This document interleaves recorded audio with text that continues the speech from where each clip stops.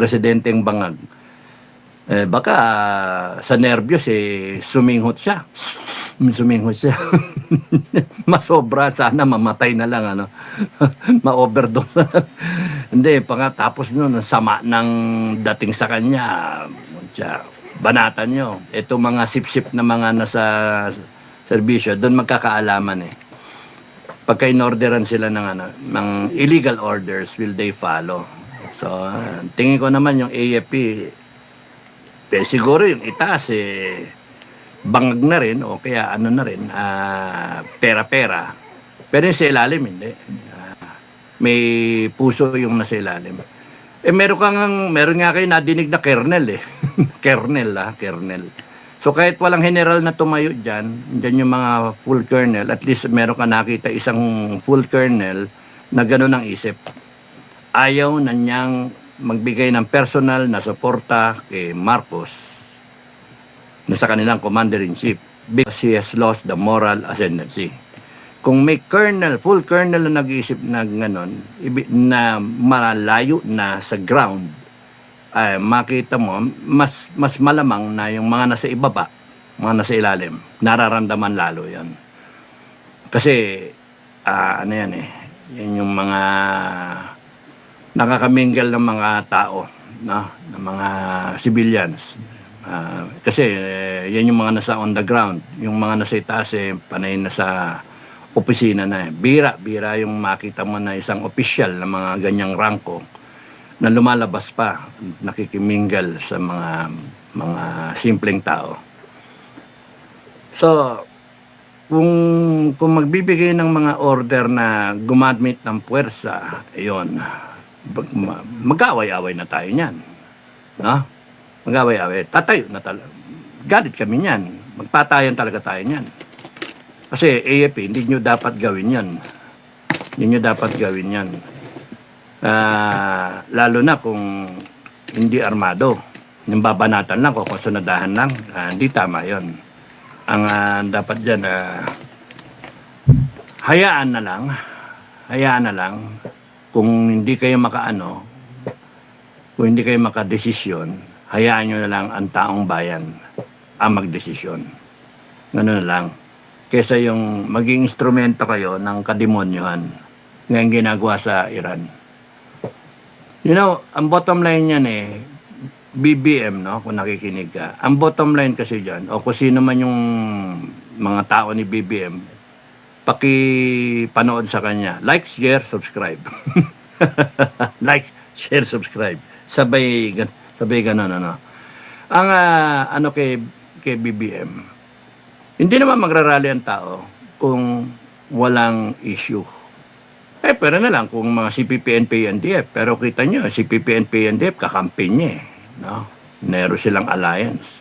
Tingin sa Mindoro, di ba? Tapos yung mga bata, nire-recruit nila bago. Sila pa yung lalakas ng loob. Tapos nang challenge pa, gusto nila pakawalan yung nahuli, mga ganun. Mga animal yung mga nandyan na mga CPP, NP, NDF, yung mga nasa gobyerno. Kasi sila yung kumakabing ng pera. Sila yung nakapagpadala ng anak nila sa abroad. Putang naman. Tapos noon, yung mga anak ninyo, nire-recruit nila para yun ang bibigyan ng baril, papalabanin sa mga sundalo.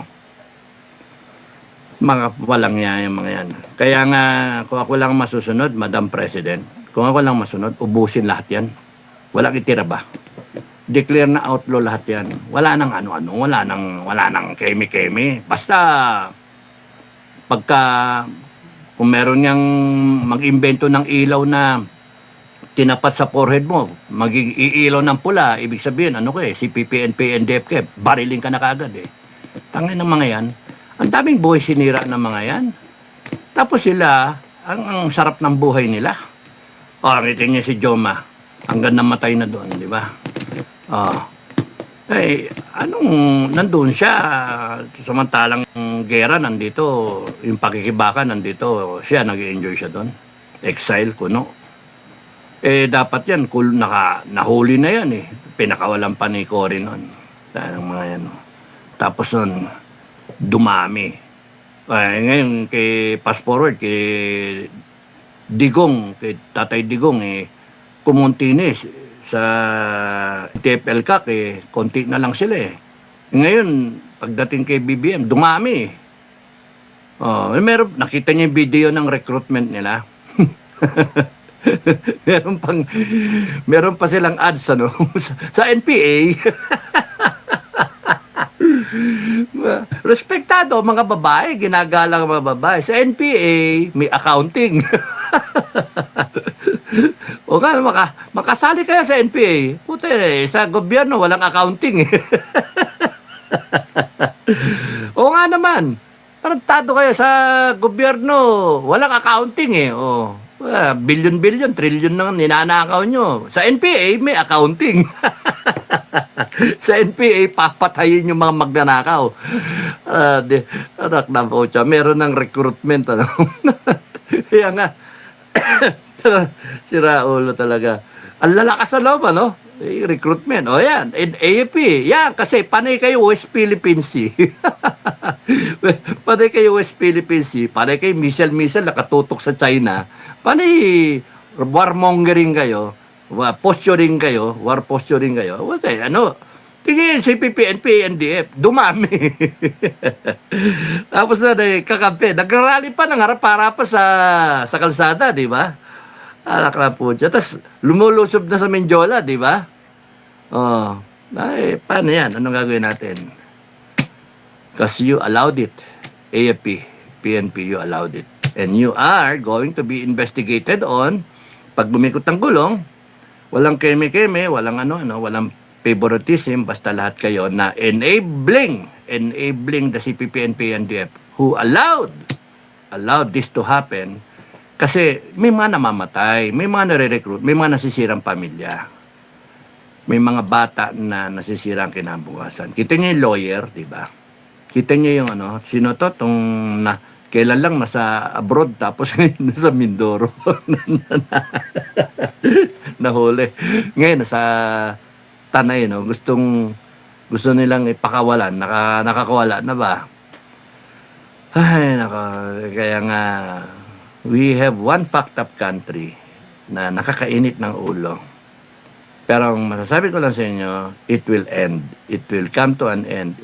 Whether or not it's the ending is brought about by the Filipino themselves. Tayo mga kababayan, tumayo tayo isang araw, sama ng gising natin, lahat tayo masama ang gising, mainit ang ulo, tayo, putang ina nyo, sinong putraks kayo, mga animal kayo, lahat kayo, arestado, lahat kayo. Yung ganun ba?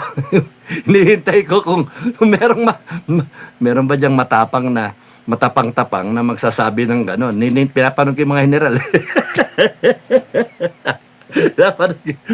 Yung mga tipong wala nang maraming salita. Banata na kagad. Puta na. Ano ba to? Ano ba? Isang gusto ko sabihin, talakayin, marami ng grupo. Daming grupo. Kami nga, FGF, naging SFGF. Yan, dalawa lang agad na grupo yan, meron pa tinatawag si Bukay na Vanguards of Democracy. Tapos doon, merong FGF. Bago may mga grupo na mga nakasama kami. Merong Agila ng Cagayan, merong Agilang Ek-Ek, manlalaban, Agila na Agilang meron pa dyan yung grupo na may anting-anting Tapos MNLF, bago meron pang Eagles, or Agila rin. Dahil grupo So nagsanib-sanib puwersa sa FGF. Kaya sa dami, nasabi nun, milyon. Sa dami. Pero hindi ma-count kung ilan na. Pagka nagtatanungan, ilang kayo, ilang grupo nyo? Sabihin ni Bukay, 20 million. Ako, binabalidate pa namin. Kasi, 20 million. Puta, lumabas na tayo. 20 million pala Kaya sabi ko lagi, binabalidate pa. Ang count ko nga dyan, mga Mga ano naman, may mga 2 milyon. Yun yung ano, tingin ko doon. FGF nun Dami FGF nun kasi by region meron ang hinihingi ko nga nun, ano lang pito-pito lang kada barangay. Kasi sa pito, sa 42,000, 40 times 7, 2.8 million na yan. Tama ba yung math ko? 42,000 barangays times 7. Hindi. 100,000 na ngayon. 7 times 2, 14, carry 1, 7 times 4, 28, 29, 294, 300,000. Pito. So, kung 300,000 sa pito, gawin mo ng times 10, 3 million na yan. So, meron mga lopsided na mga barangay, maabot ng daan No? May batalyon pa nga na ano. Ang weak noon is Metro Manila doon. Kasi busy mga tao, tatrabaho, walang panahon para sa ganyan. Ang strong is Mindanao and then Visayas and then some parts of Northern Luzon and dito sa Southern Luzon. Pero okay na yun, laban na yun sana kung nagkatuloy-tuloy yung mga sitwasyon, kunyari kagera with China, okay na, laban na yon. Ang initial design was to augment the armed forces but ayaw na namin mag-augment sa AFP kasi mukhang sip-sip kasi tinotolerate na itong when it came to asking the right questions, did I intend to deceive? Did I intend to take undue advantage?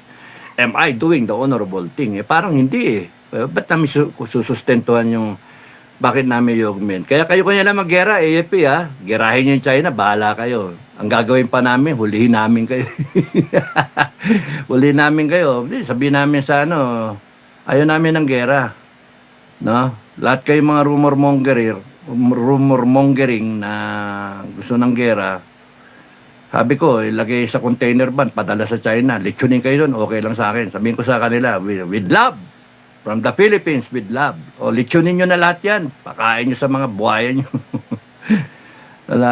Bakit nakipag-gera tayo sa China? Hindi nyo ba naisip, AFP, ang gera ngayon, hindi gaya nung 1950s, 1940s, World War II, tapos nun, panahon hanggang umabot ng Vietnam, di ba? 1970s pa, 60s, 70s, 50s sa Korean War. Conventional yung gera noon. Ngayon hindi. Mga pare ko, ano na yan Talagang drone. Hindi nyo malaisip yun. Drone. May anti-drone daw tayo.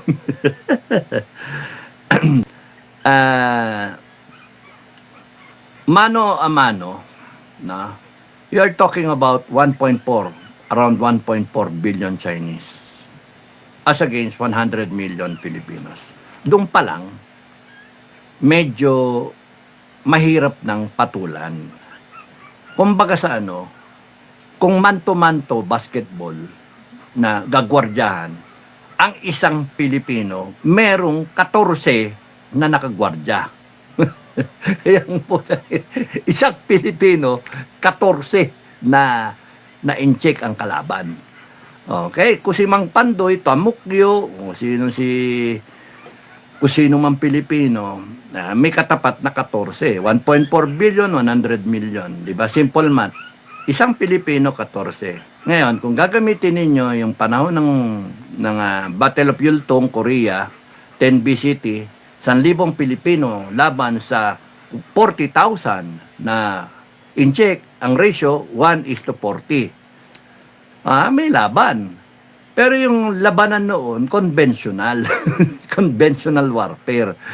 Pagka Hill 101 ka, doon ka, dedepensa ka, kahit nag-withdraw yung mga kasama mo, kagaya ginawa na UN, nag-withdraw lahat ng left flank, right flank, giba lahat Overrun, 120,000 yung lumusob ang tumapat sa Pilipino, 40,000. Bumigay yung kaliwa sa 40. Bumigay itong kanan sa 40. Natira yung 40 sa tapat ng Pilipino. Ang Pilipino, walang paki-paki yan sa mga yung ano, yung rate of fire ng bala, basta pinagkabit-kabit yung mga bala, bag bag bag bag bag bag bag.